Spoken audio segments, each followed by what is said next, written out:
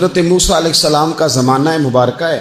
ایک شخص نے اپنے کزن کو، اپنے چچا کے بیٹے کو، چچا زاد کو قتل کر دیا اور خود ہی اس کا مدعی بن کے حضرت موسیٰ کے پاس آیا کہ بتائیے جناب میرے اس بھائی کو کس نے قتل کیا ہے. حضرت موسیٰ نے ایک سادی سی بات کی. کیا فرمایا؟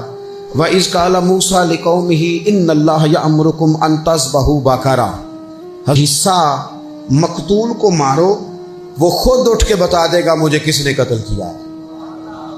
یہ پہلا سپارہ ہے قرآن مجید کا، آپ اس کو دیکھ لیں. یہ آیت نمبر 67 سے شروع ہو رہا ہے. تو اب وہ چونکہ ذبح کرنا نہیں چاہ رہا تھا، اس کو پتا تھا کہ مجرم تو میں خود ہوں، وہ ذبح چونکہ کرنا نہیں چاہ رہا تھا، اس سے کہا کہ مارو ایک حصہ گائے کا، اس کو تو یہ اٹھ کے بتا دے گا. تو اس نے جواب کیا دیا؟ قالوا اتتخذون ہزوا، یعنی لگا آپ میرے ساتھ مذاق کرتے ہیں، کبھی ایسا بھی ہوا ہے. قال اعوذ باللہ ان اکون من الجاہلین. حضرت موسیٰ علیہ السلام فرمانے لگے میں اللہ کی پناہ مانگتا ہوں میں جاہلوں میں سے ہو جاؤں. ہر وقت مذاق کرتے رہنا یہ تو جاہلوں کا طریقہ ہے. کن کا ہے؟ حضرت موسیٰ نے کہا ہے، قرآن پاک ہے. ہر وقت مذاق کرتے رہنا، خوش طبعی اور چیز ہے، مسکراتے رہنا، لیکن کسی کا مذاق ہر وقت اڑاتے رہنا کن کا طریقہ ہے؟ جاہلوں کا. جب کہا نہیں ذبح کرنی ہے تو اب ذرا دیکھیے کرنا نہیں نہ چاہ رہے. قالوا ادع لنا ربک یبین لنا ما ہی.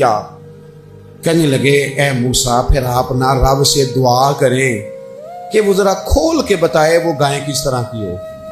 ارادہ نہیں نہ ذبح کرنے، آپ دعا کریں. قال انہ یقول انہا بقرۃ لا فارض ولا بکر. فرمایا کہ رب کہتا ہے وہ گائے نہ بوڑھی ہو نہ زیادہ بچیا ہو، عوان بین ذالک، ان کے درمیان ہو، یعنی جوان گائے ہو.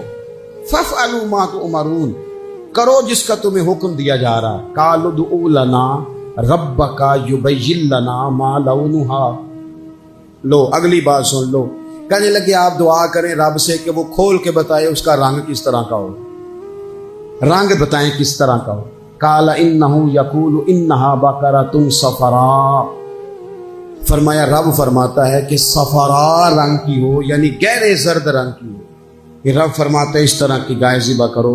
فاقع لونها تسر الناظرین، اور جب کوئی اسے دیکھے تو اسے اچھا بھی لگے، آنکھوں کو اچھی لگے وہ گائے، اس طرح کی گائیں ذبح کرو. لو اتنی باتیں بتا دی. قالوا ادع لنا ربک یبین لنا ما ہی. کہنے لگے نہیں آپ پھر دعا کریں اللہ ذرا کھول کے بتائے گائیں کس طرح کی ہو. ان البقرہ تشابہ علینا، ہمیں ذرا گائیں پر شبہ پڑ گیا ہے کس طرح کی ذبح کرنی چاہیے. وَإِنَّا انشاءاللہ لمہتدون، اگر اللہ نے چاہا تو ضرور ہم ہدایت پا جائیں گے. پھر اللہ تعالیٰ نے فرمایا کہ قال انہ یقول انہا بقرۃ لا ذلول تثیر الارض، گائیں اس طرح کی ہو کہ وہ کبھی کھیتی میں نہ چلائی گئی ہو، یعنی اس کو کبھی کام نہ اس سے لیا گیا ہو. بیل کو لوگ لگاتے تھے نا، جو کام آج ٹریکٹر سے لیا جاتا ہے وہ گائے بیل سے لیا جاتا تھا. تو وہ کھیتی باڑی کے کام نہ اس کو لگایا گیا ہو. ولا تسقی الحرث، اور نہ اس سے پانی نکالا گیا ہو، نہ کھیت چلانے ہل چلانے میں لگائی گئی ہو. اور وہ جو کنواں ہوتا تھا جس کے گرد گائیں گھومتی تھی، تو کہا وہ بھی کام اس نے نہ کیا ہو گائے نے. مسلمۃ لا شیۃ فیہا، وہ ہر عیب سے پاک ہونی چاہیے. قالوا الآن جئت بالحق، اب کہنے لگے اب آپ صحیح بات لے کے آئیں، اب سوال ختم ہو گئے نا. کہنے لگے اب آپ بات فذبحوہا، انہوں نے ذبح کر دی. وما کادوا یفعلون، پر ایسا کرتے نظر آتے، لگتا نہیں تھا کریں گے ذبح پر ذبح. اچھا یہ گائیں پھر ملی کیسے؟ امام خازن کہتے ہیں کہ ایک نیک آدمی تھا، اس کا آخری وقت آ گیا تو اس کے پاس جو کل جمع پونجی تھی وہ ایک بچیا تھی، گائیں کی بچیا بیڑی، اس کے پاس وہ ایک بچیا تھی صرف. تو اس نے اس طرح کیا کہ اس کی گردن پر ایک مہر لگائی، اللہ کے نام پر بطور امانت اس نے اس کو جنگل میں چھوڑا. کہا یا اللہ میرا بیٹا ایک ہی ہے، وہ بھی چھوٹا ہے، اس کی حفاظت کرنا اور میرے بیٹے کو پہنچا دینا. بچہ بالغ ہو گیا. اس کی ماں نے کہا بیٹا جو امانتیں رب کے پاس رکھوائی جائیں نا ان میں خیانتیں نہیں ہوا کرتی، جا کے جنگل میں آواز دے تیری گائے واپس آ جائے. اس نے جا کے جنگل میں آواز دی کہ وہ جو میرے باپ نے امانت رکھوائی تھی وہ کدھر ہے. وہ نشان لگی ہوئی گائیں دوڑتی ہوئی اس کے پاس آئی. واللہ خیر الرازقین. جب رب بندوبست کرے، جب اللہ بندوبست کرے تو پھر معاملہ اور ہوتا ہے. وہ گائے آ گئی. اب اس نے کیا کیا اس نوجوان نے کہ وہ گائے گھر لایا، ماں سے آ کے کہا کہ اماں یہ تو اللہ نے فضل کر دیا. ماں کہنے لگی پتر حالات ہمارے خراب ہیں، منڈی میں لے جا اسے بیچ دے، لیکن سودا میری مرضی کے بغیر طے نہ کرنا. کس کی مرضی کے بغیر؟ کس کی؟ اماں کی مرضی. اور سنو یار، تھے کچھ لوگ جن کو لوگوں نے تانے بھی دیے کہ تم ماں کے پیچھے لگ گیا ہے. لوگوں نے بڑا کچھ کہا، پر جو ماں کی مرضی پہ لگے ناکام نہیں ہوتے زندگی میں. یہ دیکھو ماں کی مرضی پہ لگا. اس کی قیمت کتنی تھی گائے کی؟ بڑی مہنگی تھی، پر 3 دینار کی تھی. منڈی میں لے گیا، 3 دینار اس کی قیمت لگ گئی. تو ماں نے کہا تھا میری مرضی کے بغیر سودا نہ کرنا. اب بچے تو نہیں نہ مانتے، اماں کو کیا پتا باہر بزنس کیا ہے، لین دین کیا ہے. پر ماں نے کہا تھا میری مرضی. بندہ دے رہا ہے اسے 3 دینار. اس نے کہا کہ میں نے طے تب کرنا ہے، ڈن تب کرنا ہے، پہلے اماں سے پوچھنا ہے. گھر جا کے اماں سے پوچھا، اماں کہنے لگی دے دے. واپس آیا تو اس نے کہا کہ میں 6 دینار دیتا ہوں، پر میری شرط ہے ماں سے نہیں پوچھنا. اس نے کہا تو 12 بھی دے. ڈن تب بھی ہونا ہے جب اماں نے کہنا ہے. وہ جب اس طرح کی اس نے گفتگو کی، واپس اپنی والدہ کے پاس گئے. کہنے لگے اماں سمجھ نہیں آتی، 3 دینار کی گائیں بندہ 12 میں خریدنے کو تیار ہے، شرط لگاتا ہے کہ اماں سے نہیں پوچھنا. تو والدہ کہنے لگی پتر پہلے اس سے جا کے پوچھ کیا وہ ہے کون. یہ کوئی روحانی معاملہ ہے، کوئی غیبی مدد ہے، پوچھ. اس سے جا کے پوچھا تو وہ کہنے لگا میں تو فرشتہ ہوں اللہ کا. تو نے گائیں بیچنی نہیں، اس لیے کہ تیرا باپ بھی نیک ہے، تیری ماں بھی نیک ہے. رب تیرے رزق میں برکت پیدا فرمانا چاہتا ہے. ماں باپ نیک ہونا، رزق میں برکت ہو جاتی ہے. ماں باپ نیک ہو، ان کی صالحیت کا اثر پہنچتا ہے بچوں تک. رزق حلال کما کے لانے والے ہوں تو گھر میں برکت ہوتی ہے. جا کے کہا کہ تیرے ماں باپ نیک تھے، اسے نہ بیچنا گائے کو، تو کیا کریں؟ کہنے لگے بنی اسرائیل والے سوال کر کر کے خود مشکل میں آ گئے. اب وہ ایسی گائے جو جوان بھی ہو، یہاں تو ہر غریب آدمی اپنی گائیں یہاں لگا دیتا ہے، کھیتی باڑی میں یہاں لگا دیتا ہے، کنویں میں پانی نکالنے میں تو یہاں تو ہر ایک کی گائیں. تو ایسی گائیں جس کا رنگ بھی اتنا پیارا ہو، زیادہ بوڑھی زیادہ بچی بھی نہ ہو، اور ابھی تک کھیت میں بھی نہ لگی ہو، وہ سوائے تیرے کہیں نہیں ہے. اس نے کہا چل پھر مہربانی کر بتا میں کتنے کو دوں گائیں، اگر وہ آ جائیں تو کتنے کو بیچنی ہے. اسے کہنا کوئی نہیں، ریٹ تو زیادہ کرنا ہی نہیں. ان سے کہنا گائے کے اندر سے گوشت نکال دیں اور جتنا گوشت ہے اتنے پیسے بھر دیں، اس کی کھلڑی بھر دیں. اب وہ بنی اسرائیل والے ڈھونڈتے پہنچ گئے.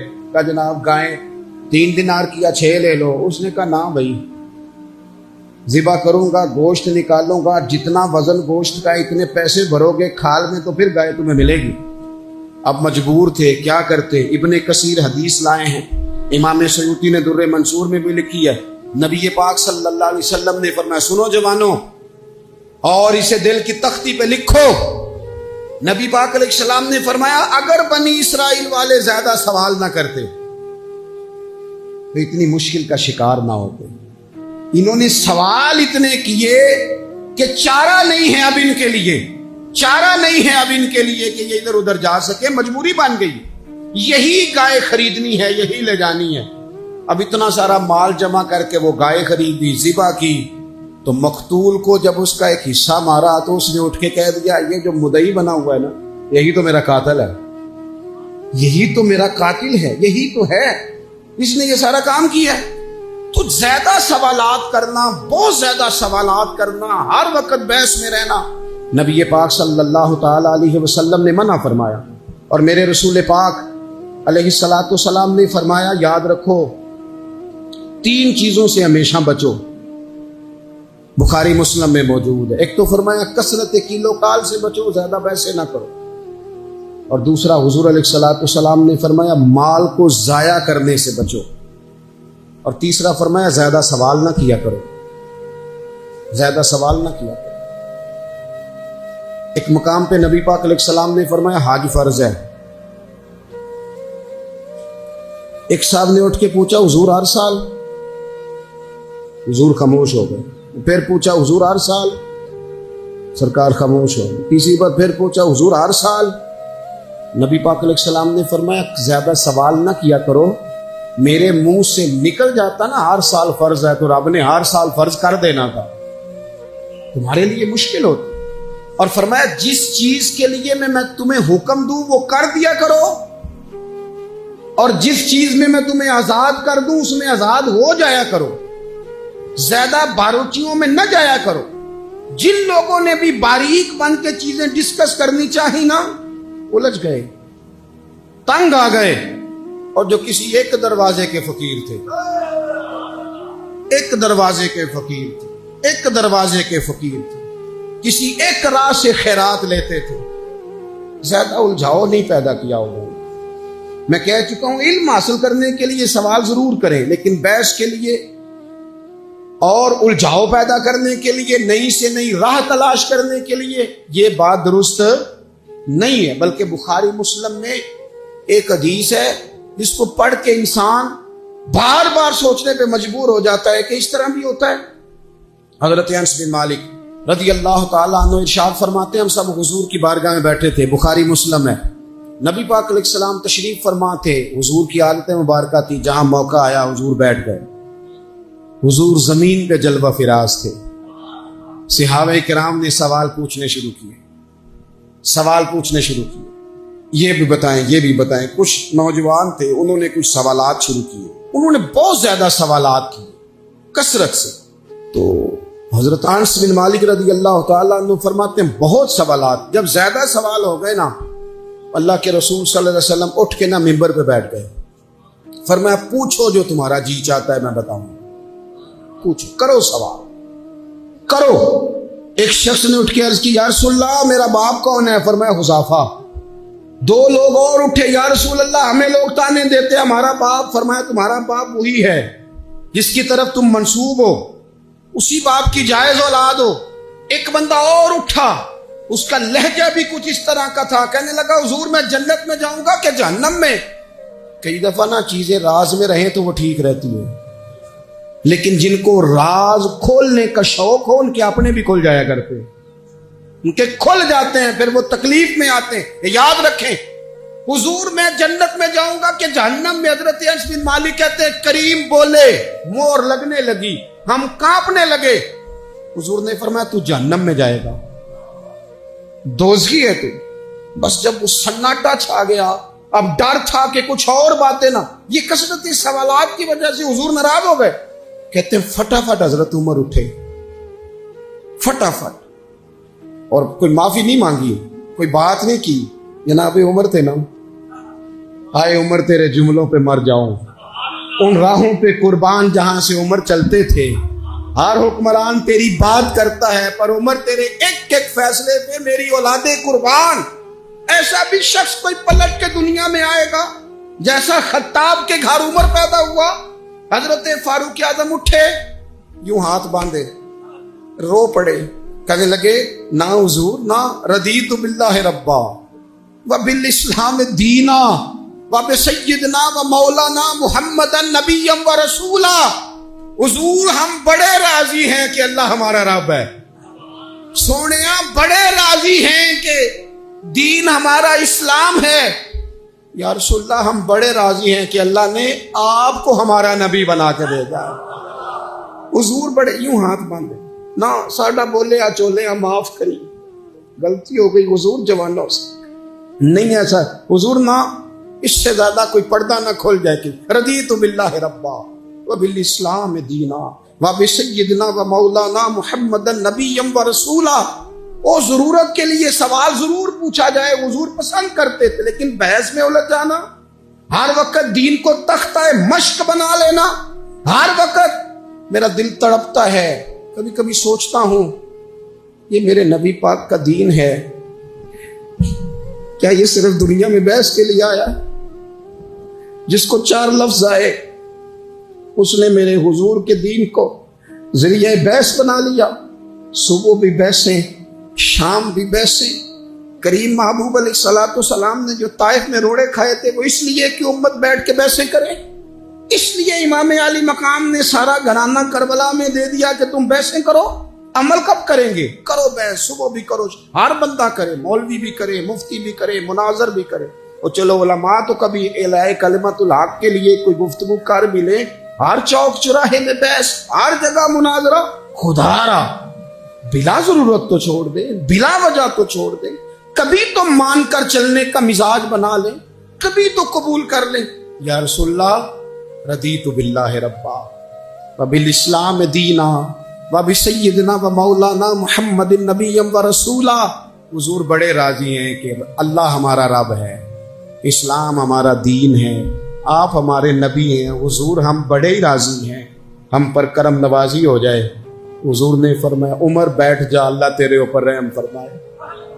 عمر بیٹھ جانا، رب تیرے اوپر رحم فرمائے. اور پھر فرمایا عمر یہ رب نے تجھے ہی توفیق دی ہے، یہ تجھے توفیق ملی ہے. تو اتنی زیادہ بحثیں. میں کبھی کبھی کچھ سوالوں کے جواب دینے کو جی نہیں نہ چاہتا. آپ جو سوال کر رہے ہیں وہ پتہ ہے حضور کے ایک عظیم صحابی کے بارے میں کر رہے ہیں. آپ ان پر بحث کرنا چاہتے ہیں، آپ ان کو تختہ مشق بنانا چاہتے ہیں. جی نہیں کرتا، وہ ہستی اونچی نہ بھائی نہ، دل نہیں مانتا، خیال نہیں پیدا ہوتا. ہم تو ان بزرگوں کے ماننے والے ہیں جو حضور کی ازواج کا اور چاروں بیٹیوں کا نام لیتے تھے تو وضو کر کے لیتے تھے. وہ تو باتیں کرتے تھے تو ڈر ڈر کے کرتے تھے، کہتے تھے توبہ توبہ توبہ. ہم کہاں اور وہ لوگ کہاں. لیکن آج ہر آدمی کو بحث کا شوق آیا ہے. ہر شخص ہے جو کہتا ہے مجھے بھی 3 باتیں آتی ہیں، میں بھی تھوڑا سا مفتی ہوں، میری بھی سن لو. اپنی زندگی میں اتنا دروازہ بحث کا نہ کھولیں، اتنا الجھاؤ نہ پیدا کریں، اور ایسے بے جا لا یعنی اور بے مقصد سوالات سے اپنے آپ کو بچائیں جن میں انسان پڑھے تو اس کے لیے الجھاؤ بڑھ جائے. بعض سوالات ایسے بھی حضور سے کیے گئے کہ سرکار نے ان پر سخت ناراضگی کا اظہار فرمایا. پر میں اس سوال کی کیا حاجت؟ تو میں آپ سے گزارش کروں گا سیکھنے کے لیے مسئلہ ضرور پوچھیں، سیکھنے کے لیے. اب بہت ساری ایسی چیزیں ہیں جن کا قبر میں ہم سے کوئی سوال نہیں ہوگا، لیکن صبح شام بحث ہوتی ہے اس میں. ہمارا کوئی اس مسئلے میں لینا دینا نہیں، لیکن ہم بحث کرنے کو صبح و شام تیار ہیں. حضرت موسیٰ علیہ السلام نے اپنی قوم سے کہا کہ اللہ تمہیں حکم دیتا ہے کہ ایک گائے ذبح کرو. گائے کا کچھ